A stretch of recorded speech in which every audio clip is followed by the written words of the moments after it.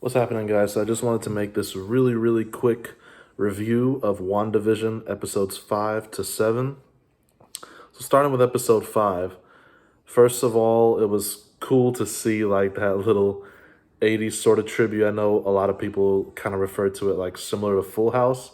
For me, I was raised on a show called McGee and Me, so it kind of reminded me a little bit of that with like those like soft, McGee and Me was more upbeat, but with WandaVision was like an ode to that, like very soft, like ballads that we used to get from the '80s when it came to like theme music for TV shows.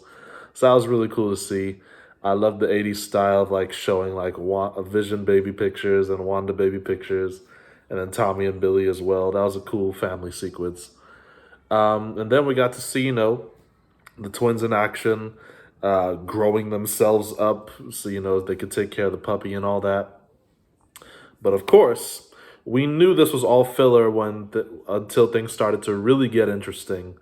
The nitty gritty of when Vision started finding out that these people are under mind control, and when he unleashed his coworkers, unlocked his mind, and then he went into a frenzy of where am I? I gotta call my sister.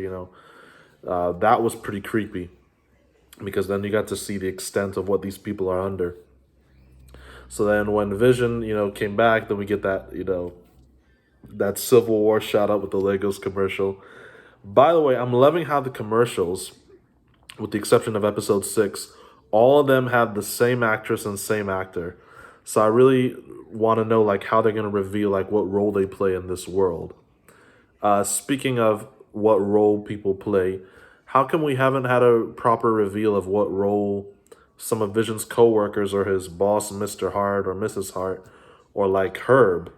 Those are still very mysterious characters as to why they're in this world unless they're just part of the random citizens of Westview.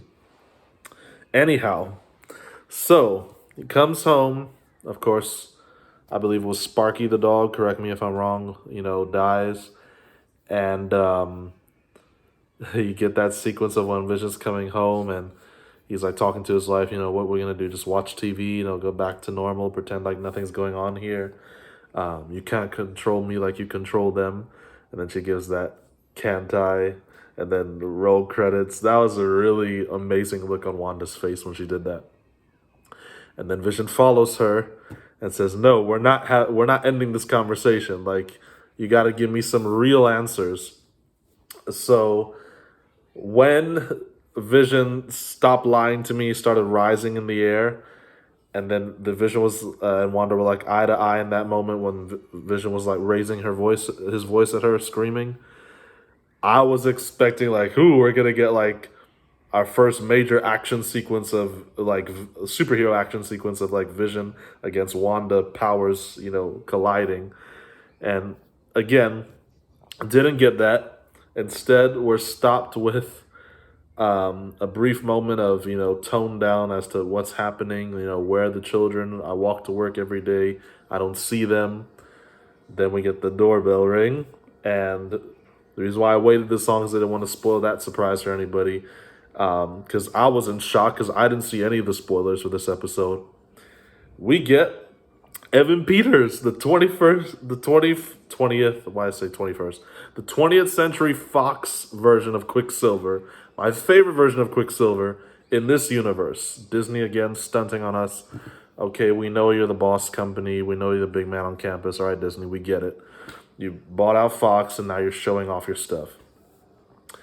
So anyway, I was so glad to see him in the show. We all knew they were going to cut it off there because then to keep us coming back as to why he's there, which we still don't really know the answer to. Getting to episode 7 and then 8 in the future, then we'll probably find out.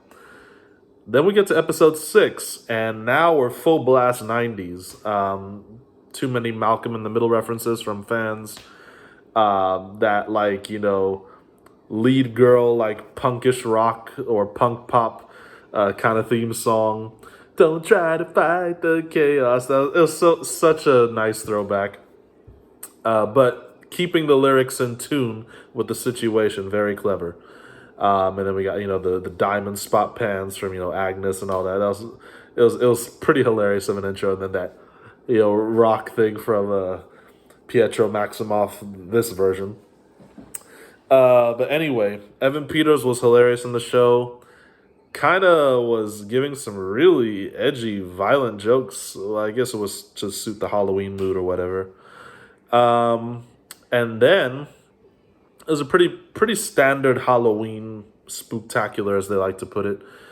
How most of the Halloween shows went back then.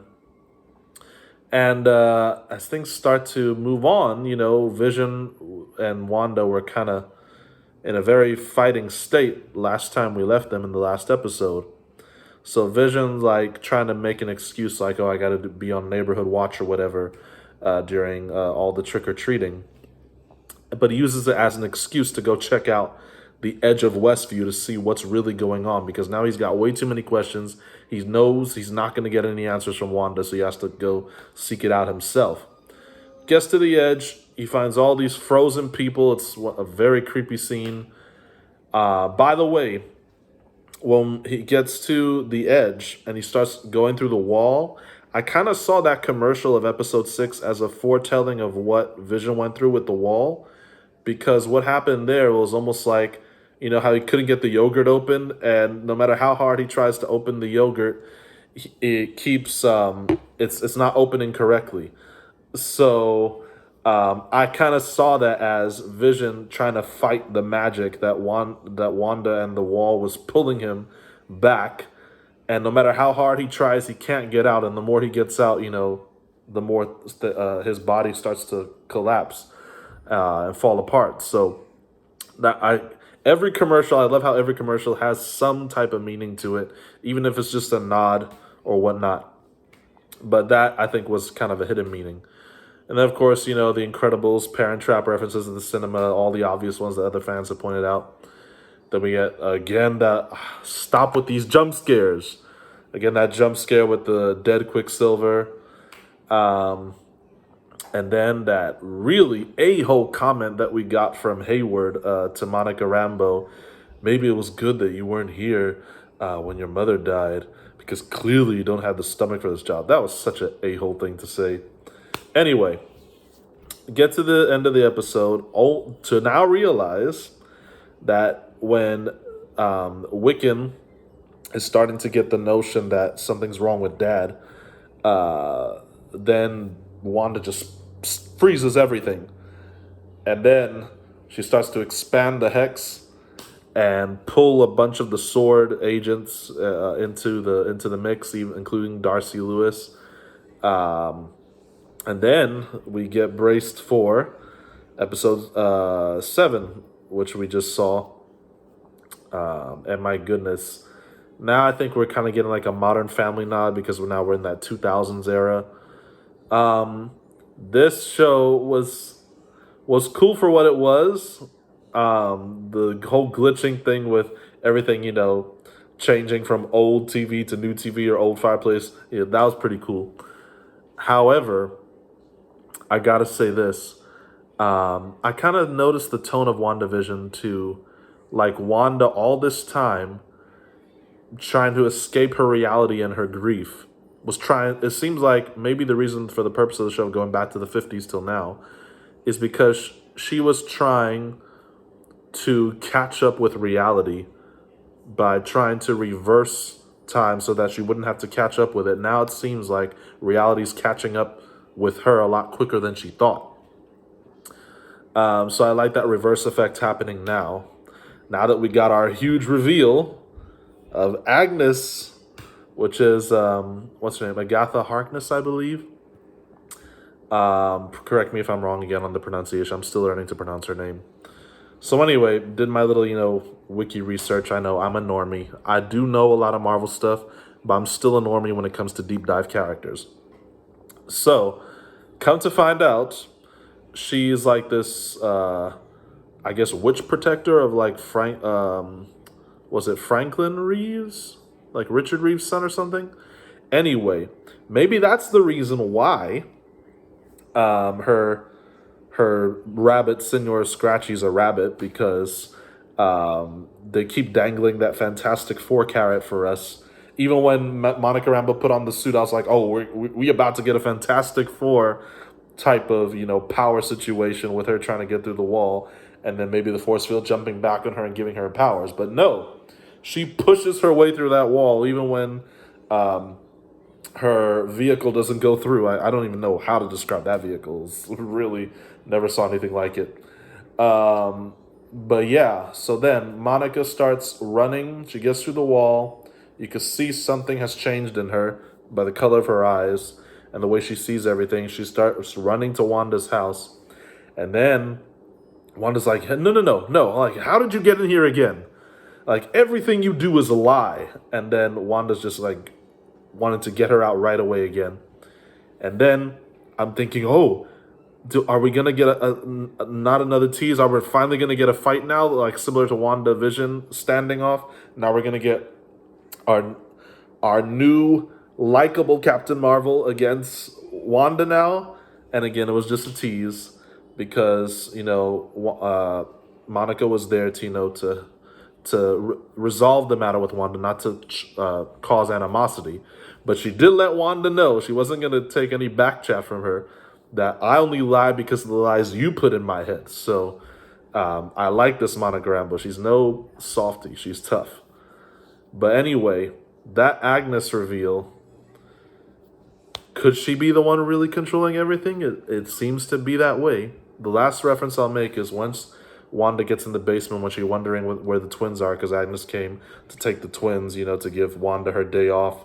It was funny seeing the intro sequence with only Wanda stuff. And only Vision comes in the last second because she needed a day to herself. When she gets in the basement of Agnes and she sees that book, doesn't that book look similar to one of the books from the Sorcerer's Library in Doctor Strange? It had that kind of style look to it, the book on the floor. So I was like, is Agnes, because Kevin Feige did say that this is our preparation to the multiverse of madness, is Agnes going to be a partial villain in Doctor Strange as well? Is she responsible for pulling over the Quicksilver from the Fox universe? Is she responsible for dangling the Fantastic Four carrot in front of us? Is she going to be the one that's going to mess up a bunch of stuff in the multiverse of madness? Only time will tell. I'm so excited, as you can see. I'm loving WandaVision. In spite of all its flaws, it's such an entertaining show. There's still a lot of things to be answered. Probably even more questions now. It seems like the more they answer, the more questions they leave unanswered. But anyway, take care, you guys. And I hope you enjoyed this review. I know it's very incoherent. I'm just firing shots of my brain at all different directions, hoping something sticks against the wall. So bear with me, please. I know this was not a cohesive review. I hope you enjoyed it, though. Take care.